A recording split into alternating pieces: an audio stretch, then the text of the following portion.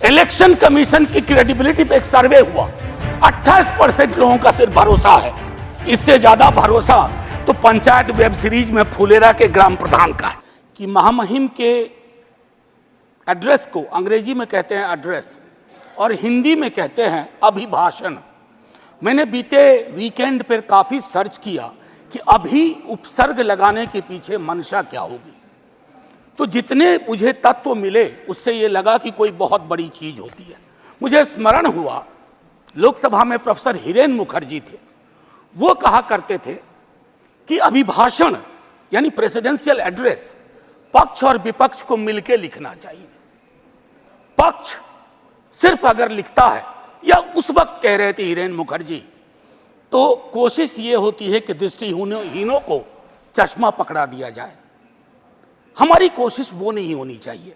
मैंने पिछली दफा भी कहा था, अब कब ये बदलाव होगा मैं नहीं जानता, लेकिन इस मैंडेट को मैं सबसे पहले बोलूंगा, उसके बाद बिंदुवार कुछ चीजों पर पैरा दर पैरा जो अभिभाषण के संदर्भ थे। शुक्रिया बहुत बहुत। तो वाइस चेयरमैन साहब, मैं उन बातों का बहुत जिक्र नहीं करूंगा जो उनकी बातों में शुमार नहीं थी। अब ये मैंडेट की बहुत चर्चा हो रही है, मैं नहीं जाना चाहता हूं किसी ने कहा अब की बार फलाना पार चिलाना पार, हमने ये कहा, लेकिन मैंडेट दोनों के लिए एक बात कहता है। उधर मैंडेट कहता है कि मैं मेरा मुझको की सीमा होती है, आत्ममुग्धता की सीमा होती है, व्यक्ति केंद्रित विमर्श की सीमा होती है, लोकतंत्र में सामूहिकता बहाल होनी चाहिए। और हमारे लिए संदेश है कि आपने जो कुछ किया शायद इनफ नहीं था। अगर हम किताब संविधान के हाथ में ले रहे हैं तो इसके पन्ना दर पन्ना, सफा दर सफा, हरफ दर हरफ हमको जीना पड़ेगा, लोगों को भरोसा दिलाना पड़ेगा। लेकिन हाँ, इस मैंडेट की कुछ खूबसूरत चीजें बता रहा हूं। लोकतंत्र में सामूहिकता बहाल हुई। मैंने बीते 10 वर्ष से कान तरस गए थे एनडीए सुनने को। बीते 1 महीना में इतनी बार एनडीए सुना, दिल को बहुत सुकून हुआ। यकीन मानिए, विपक्ष में है, शत्रु नहीं है, लेकिन व्यक्ति केंद्रित विमर्श से यह मैंडेट आपको भी बाहर ले आया, वो बेहद आवश्यक था। दूसरी चीज कहूंगा हल्के लाइटर टोन में, अचानक मुझे लग रहा है कि हमारे प्रिय रक्षा मंत्री जी की जबरदस्त वापसी हुई है। हर मोर्चे पे वो हैं, इससे बात करनी है तो रक्षा मंत्री जी, उससे बात करनी है तो रक्षा मंत्री जी। ये सुखद संकेत है, ये सुखद संकेत है इस लोकतंत्र के लिए। अब माननीय वाइस चेयरमैन साहब, मेरा यह कहना है कि नीट को लेकर के बहुत बात हुई, नहीं बोलूंगा। मैं अलहदा आदमी था जब एनटीए बन रहा था, उस समय वेंकैया नायडू जी थे वहां। मैंने 0 आवर में 3 बार कहा कि इस देश को इस तरह की व्यवस्था परेशान करेगी, ये बीमारी नहीं पालनी चाहिए। 1 नेशन 1 फलाना, 1 नेशन 1 ढिमकाना, 1 नेशन 1 चिल्लाना। काहे को भैया, कहीं ऐसी स्थिति नहीं हो जाए कि 1 नेशन 1 ठेकेदार, 1 नेशन 1 कॉन्ट्रैक्टर पूरी तरह हुआ नहीं है संजय भाई, होने की संभावना है। अब अभी मैं इसलिए कह रहा हूं कि लोग कहते हैं कि राजनीति मत करो इस पर। मैं पूछना चाहूं कि लोगों की पीड़ा परेशानी, 25-30 लाख युवाओं के सपने तहस नहस हो जाएं, आप विपक्ष से क्या उम्मीद करते हैं? आपकी ऑर्केस्ट्रा में शामिल होकर कहे साहब तेरे सुबह की जय, साहब तेरे शाम की जय। ना, विपक्ष को अपना काम करने दीजिए। अगर आपने ईमानदारी से एनटीए का मूल्यांकन किया होता, आपने क्लीन चिट पहले दिन ना दी होती हड़बड़ी में, आज ये नतीजे ना होते।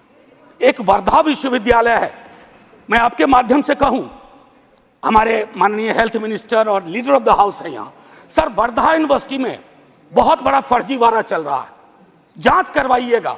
आप पावरफुल लोग हैं, हमारे पास पावर नहीं है।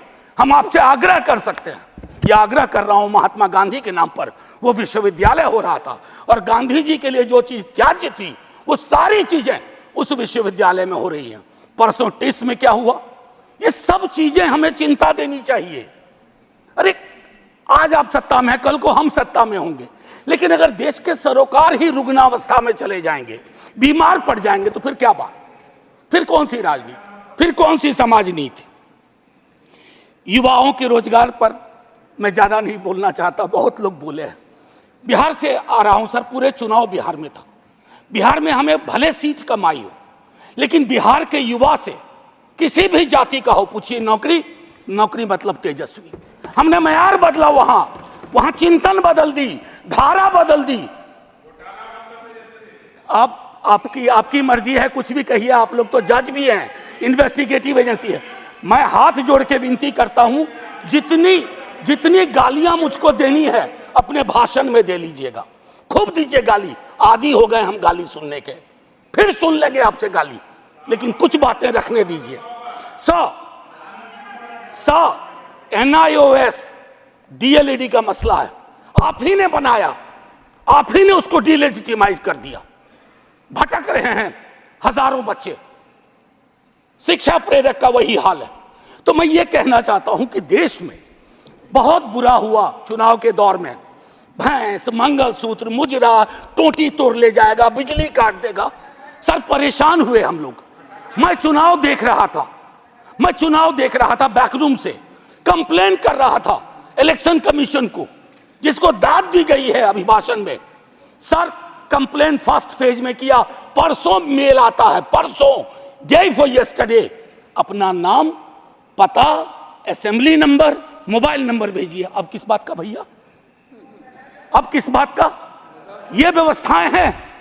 इलेक्शन कमीशन की क्रेडिबिलिटी पे एक सर्वे हुआ, 28% लोगों का सिर्फ भरोसा है। इससे ज्यादा भरोसा तो पंचायत वेब सीरीज में फुलेरा के ग्राम प्रधान का है। लोगों को यह सोचना चाहिए। Sir mathematical length of tenure के आधार पर नेहरू बनाने की कोशिश हो रही है। Sir mathematical length of tenure से नेहरू नहीं बनता। नेहरू बनता है जो गर्म हवा को पी सके, दूसरे के जख्म को देख करके उस पर मलहम लगाए, जख्म कुरेदे नहीं, जख्म पे नमक ना छिड़के, वो होता है नेहरू। तो सिर्फ मैथमेटिकल इससे। अब सर आपको एक छोटी चीज बताऊं, जातिगत जनगणना की मांग की थी, हमारे जदयू के साथी लोग भी थे, अभी हैं मंत्री जी प्रणाम, हमारे जदयू के साथी लोग भी थे। नीतीश जी, तेजस्वी जी ने मिलकर सर्वेक्षण कराया। सर मैडम कोर्ट में आया, कोर्ट में कौन खड़े हुए यहां, नाम लूं, सॉलिसिटर जनरल ने रोकने की कोशिश की। किसके इशारे पे हो रहा है? एक तरफ आप कहते हैं वंचितों का कोई नुकसान नहीं होने देंगे, और दूसरी तरफ आप इस प्रकार की कोशिशें करते हैं। आज बिहार की सबसे बड़ी मांग है कि सर्वेक्षण के बाद जो आरक्षण का आधार बढ़ाया गया उसको 9वीं अनुसूची में डालिए। अभी पटना उच्च न्यायालय का एक निर्णय आया है, हम इंतजार करते रहे हैं सरकार से, बिहार की सरकार से, कि वो चैलेंज करे इसको, नहीं तो राष्ट्रीय जनता दल पिटीशन लेके जाएगा सुप्रीम कोर्ट। सर आप बोल दीजिएगा, अभी तक गई नहीं है, मुझे भी जानकारी है सर, बहुत फॉलो करता हूं क्लोजली, बहुत क्लोजली फॉलो करता हूं। सर अभी महामहिम ने मेजॉरिटी की बात की, मैं उस पर शुरू में बोल चुका हूं। लेजिस्लेटिव मेजॉरिटी को हमेशा मॉरल मेजॉरिटी के सापेक्ष रखना होगा, मॉरल मेजॉरिटी के सापेक्ष। अगर आप मॉरल मेजॉरिटी से नहीं चलाते हैं तो लेजिस्लेटिव मेजॉरिटी जिस दिन साइकिल पे तीर सवार हुआ ना, ये उड़ जाएगा। साइकिल चुनाव चिन्ह है टीडीपी का, और तीर हमारे रामनाथ भाई का, जनता दल यूनाइटेड का। Anyway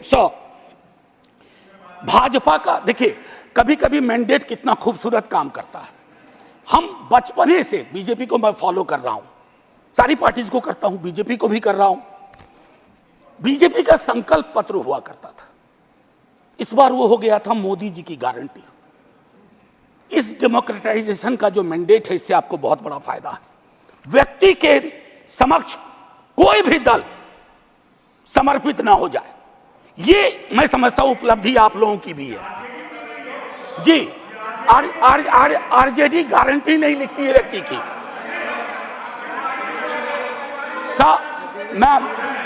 ma'am protect me, I need your protection. Ma'am chairperson,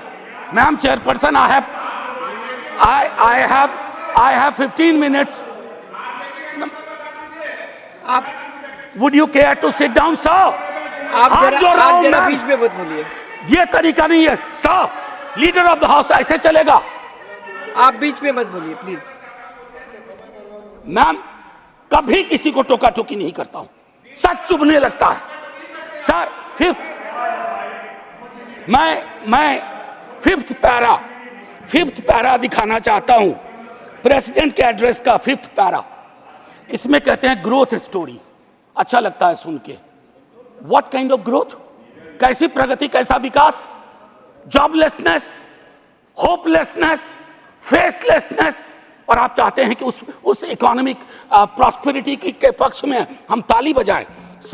ma'am, मेरी ये किताब कॉन्स्टिट्यूशन संभवतः सबसे पहले मैंने ही दिखाना शुरू किया था। निर्मला जी नहीं है हमारी फाइनेंस मिनिस्टर, हर बजट के बाद में आर्टिकल 39 पढ़ता था।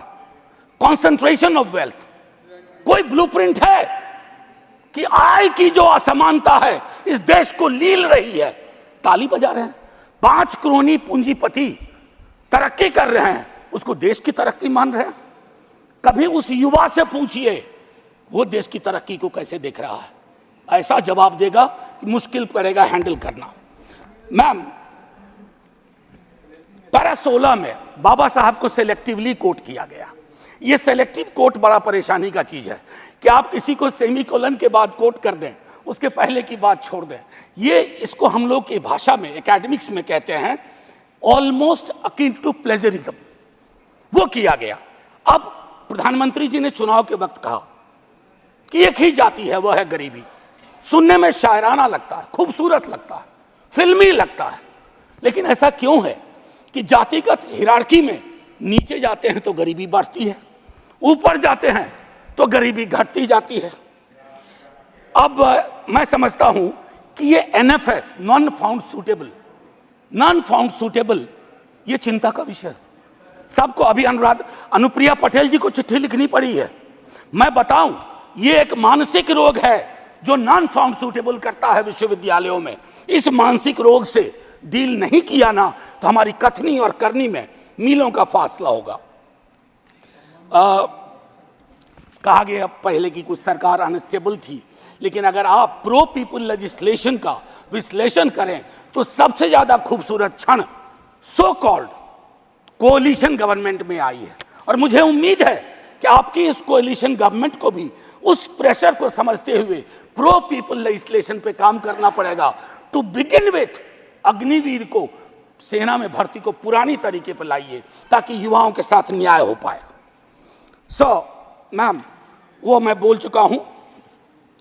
भारतीय न्याय संहिता आज से लागू हो गई, लेकिन हमें याद रखना चाहिए 150 सांसदों के निलंबन के साथ यह पास हुआ है। इसमें कोई चर्चा नहीं हुई। ये एक कदम है पुलिस स्टेट की ओर, एक ऑर्वेलियन स्टेट की ओर। इससे मैं आगाह करता हूं, क्योंकि हमेशा आप वहां नहीं होंगे। जब यहां होंगे तो यही दंड प्रावधान लागू होंगे। मैं और सुनिए, para 26 disruptive forces are conspiring to weaken democracy. महामहिम से कहलवाया गया। ये स्टैन स्वामी कौन थे? कैसे इस दुनिया से गुजर गए? क्यों आज भी उमर खालिद, मीरान हैदर, खालिद सैफी जैसे जवान जो सरकार की आलोचना को देश की आलोचना बना दिया गया? और मैं 2 किताब, अगर ये किताबें मेरे पास आती हैं तो नड्डा जी के कार्यालय में भी पहुंचना चाहिए। The incarcerations by Alpa Shah और ये challenging caste by Ejaz Ashraf. ये दास्तान है democracy, how it is being muzzled. Anyway, ma'am, मैं ज्यादा वक्त लेते हुए नहीं कहूंगा। इमरजेंसी पे बात हुई, मैम वाइस चेयरपर्सन, इमरजेंसी पे बात हुई। सचमुच बहुत बुरा अध्याय था, लेकिन मुझको लगता है कि इंदिरा जी के एडवाइजर बहुत स्मार्ट नहीं थे। आज की तरह के होते ना तो कहते 352 की जरूरत भी नहीं है, ऐसे ही बना देंगे। ये हालात, ये फर्क है। और आखिरी में कहूंगा कि ये जो चुनावी विमर्श है, इसकी वजह से जहर बहुत है समाज में। लिंचिंग चल रही है, लिंचिंग। मैं कितने विजुअल्स बताऊं। आज से 3 दशक पूर्व मुझे स्मरण है, राही मासूम रजा ने एक छोटी कविता लिखी थी, मैं यही कह के खत्म करूंगा। उन्होंने एक कविता लिखी थी, वो आधा गांव के लेखक थे, कई लोग उनको महाभारत के लेखक के रूप में जानते हैं। उन्होंने एक, और उनके लिए गंगोली और गंगा उनकी माँ थी। ये था एक भारतीय मुसलमान का चित्रण। उन्होंने लिखा था, मेरा नाम मुसलमानों जैसा है, मुझको कत्ल करो और मेरे घर में आग लगा दो, मेरे उस कमरे को लूटो जिसमें बयानें जाग रही हैं मेरी, और जिसमें मैं तुलसी की रामायण से सरगोशी करके कालिदास के मेघदूत से कहता हूं मेरा भी एक संदेश है। अब आइए दूसरा, ये 3.5 दशक पूर्व लिखी गई अभी, और यही मैं खत्म करूंगा। ये पूरे देश का चित्रण है, ये हम सब के लिए आईना है। वरना मारे जाओगे, रघुवीर सहाय को याद करते हुए एक युवा कवि अदनान नाम के लिखा है। मत भूलो कि तुम मुसलमान हो, बस 30 सेकेंड और लूंगा। मत भूलो कि तुम मुसलमान हो, बस लोगों को छलावा देते रहो कि तुम मुसलमान नहीं हो, वरना मारे जाओगे। राह चलते ख्याल रखो कि कहीं तुम्हारी कमीज से मुसलमान होने की बू तो नहीं आ रही। ख्याल रखो किसी से बहस करते हुए, कुछ बोलते हुए, कुछ करते हुए, यहाँ तक कि हंसते और रोते हुए भी कि कहीं तुम मुसलमान तो नहीं लग रहे हो, वरना मारे जाओगे। ये बात हमेशा याद रखो कि तुम एक मुसलमान हो और तुम मरोगे नहीं, एक दिन मारे जाओगे। विवेकहीनता, तर्कहीनता के समाज को ध्वस्त करिए, आइए हिंदुस्तान बनाएं, वो हिंदुस्तान जहां कोई फर्क ना हो, गले लग सकें। ये नहीं कि चुनावी मंच से कुछ, जमीन पे कुछ। जय हिंद मैम, जय हिंद। Thank you.